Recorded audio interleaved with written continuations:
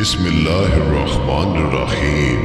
معزز سامع گرامی، آج تک آپ نے ابلیس کے بارے میں سنا ہوگا کہ انسان کو ہمیشہ عبادت سے گمراہ کرتا ہے۔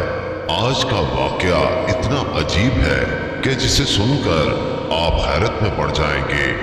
ایک شخص اندھیری رات میں نماز پڑھنے کے لیے گھر سے نکلا۔ اندھیرے کی وجہ سے اسے ٹھوکر لگ گئی اور وہ منہ کے بل گر گیا۔ کیچڑ سے اٹھ کر وہ گھر واپس آیا اور لباس تبدیل کر کے دوبارہ مسجد کی طرف چل دیا۔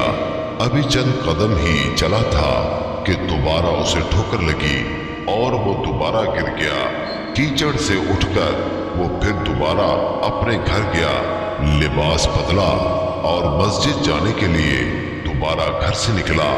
جیسے ہی وہ اپنے گھر سے باہر نکلا تو اس کے دروازے پر اسے ایک شخص ملا جو اپنے ہاتھ میں روشن چراغ تھامے ہوئے تھا۔ چراغ والا شخص چپ چاپ نمازی کے آگے آگے مسجد کی طرف چل دیا۔ اس مرتبہ چراغ کی روشنی میں نمازی کو مسجد پہنچنے میں کسی دشواری کا سامنا نہیں کرنا پڑا۔ وہ خیریت سے مسجد پہنچ گیا۔ مسجد کے دروازے پر پہنچ کر چراغ والا شخص رک گیا۔ نمازی اسے چھوڑ کر مسجد داخل ہو گیا اور نماز ادا کرنے لگا۔ نماز سے فارغ ہو کر وہ مسجد کے باہر آیا۔ چراغ والا شخص اس کا انتظار کر رہا تھا تاکہ اس نمازی کو چراغ کی روشنی میں گھر چھوڑ آئے۔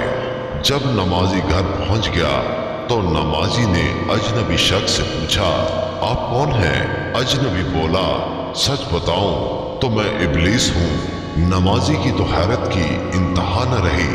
نمازی سوچنے لگا، ابلیس شیطان کیسے مجھے مسجد تک چھوڑ سکتا ہے؟ اس کا کام تو لوگوں کو بہکانا ہے۔ تو شخص نے بڑی حیرت کے ساتھ ابلیس سے پوچھا، تجھے تو میری نماز رہ جانے پہ خوش ہونا چاہیے تھا، تو پھر تم چراغ کی روشنی میں مجھے مسجد تک کیوں لے گئے؟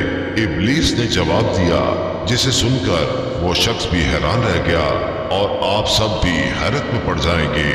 ابلیس نے جواب دیا کہ جب تمہیں پہلی ٹھوکر لگی تو اللہ تعالیٰ نے تیرے سارے گناہ معاف فرما دیے۔ سبحان اللہ۔ جب تجھے دوسری ٹھوکر لگی تو اللہ تعالیٰ نے تیرے پورے خاندان کو بخش دیا۔ مجھے فکر ہوئی کہ اگر اب تو ٹھوکر کھا کر گر گیا تو اللہ تعالیٰ تیرے سارے گاؤں کی مغفرت نہ فرما دے، اس لیے چراغ لے کر آیا ہوں کہ تم بغیر گرے مسجد تک پہنچ جاؤ۔ اس شخص نے جیسے ہی یہ بات سنی، اس نے اللہ تعالیٰ کی بارگاہ میں اپنا سر جھکا کر اللہ کا شکر ادا کیا۔ تو دوستو، یہ ہے اللہ تعالیٰ کی شان۔ پروردگار عالم کی راہ میں کوئی شخص ایک قدم بڑھاتا ہے تو اللہ تعالیٰ اس کی طرف 70 قدم قریب ہو جاتا ہے۔